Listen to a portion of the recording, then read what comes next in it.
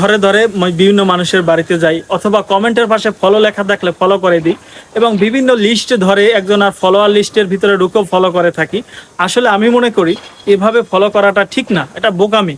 কারণ কে অ্যাক্টিভ আছে, কে কাজ করছে না, বা কে কি ধরনের কি রিলেটিভ ভিডিও বানায়, এগুলো দেখারও তো প্রয়োজন আছে।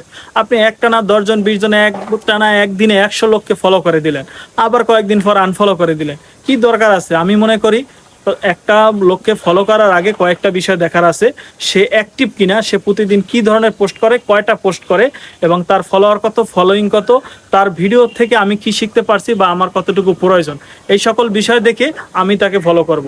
সে আমাকে ফলো ব্যাক করলো কি না করলো, আসলে ফলো টু ফলো যারা করে এরা মূলত কোনো কন্টেন্ট ক্রিয়েটরের মধ্যে পড়ে না। আর আমি কাউকে ফলো এই আশায় করি না যে সে আমাকে ব্যাক করবে।